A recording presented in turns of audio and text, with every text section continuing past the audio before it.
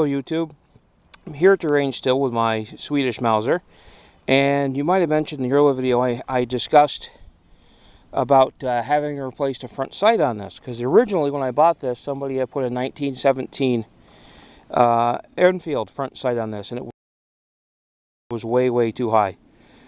So I took it to a gunsmith, a reputable gunsmith. He's been in the business for 30 years. His father was a gunsmith. And unfortunately, I was the victim of really shoddy, that's just one word I want to use for it, crappy gunsmithing. And it shouldn't have happened. And I don't know, and I found out recently that a lot of people who used to go to this gunsmith are no longer doing it. And it unfortunately exposes that whole problem with gunsmithing now, that you have a lot of amateur gunsmithing. And this guy has both been professional and done it for years and years and years. But the work he did was so substandard that I couldn't believe that he actually did it. And what he did was, let me pan over here. You can see the front sight.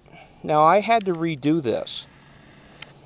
Okay, when I went to put this insert in, and I have put sights in I don't know how many times. I know enough to file it down, check it, and when I put it in there, I usually put Vaseline or some sort of oil on there so it goes in a little smoother. So you don't destroy the dovetail, you don't destroy the sight. And that's exactly what it is. And you file it down a little bit, especially when you get a new sight. File it down, work on it, file it down, work on it. And it went in really easy. One tap, and the entire sight base came off. And what I found was at the back of the sight base, it was originally a longer rifle sight base, is he had dremeled it down enough so that it fit over the top of that forward barrel band. But it didn't seat down well enough. The screw that he put in there was too short. It barely grasped the threads. And then instead of epoxying it or soldering it in there, he used blue Loctite. And the sight was actually canted a little bit when he put it on. That's amateur hour. If you're a gunsmith and you're selling yourself as doing that as professional sight work, then you shouldn't be doing it anymore. And it goes along the lines of a lot of this crap you see now, the online gunsmithing, the amateur gunsmithing, the expert gunsmiths who go out and tell them that they're gunsmiths, and they really don't know what they're doing. So what I end up having to do is I remove the back of the sight so it's squared down to the barrel better, and I was able to get the screw back in there, and I JB welded the whole thing. But I did it enough that you can see a little bit of the JB weld. But it's not gooped all over the place, and it's in there. I've shot it, I've tested it, I've tapped it. I took the sight out and tapped this back in, and it hasn't moved. And you've seen the videos. If you watch the video of me just shooting this 125 yards, you'll see my 25-yard group is well under an inch. So I think I did something right.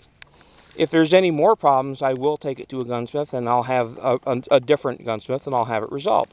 But again, it goes back to that whole shoddy gunsmithing that you see now. Amateur hour gunsmithing, crappy gunsmithing. You know, these guys that take an online course and think, I'm a gunsmith. No, you're not. I've done this work for years. I'm not a gunsmith. I know enough to say I'm not. I do know a few things. I would never go out and do this to somebody else's rifle because I don't really like working on other people's guns. That's not my thing.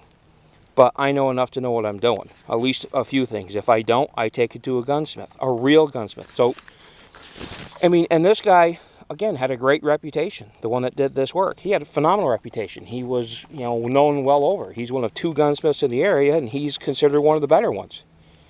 For a while, he was considered the better one. I don't know what happened.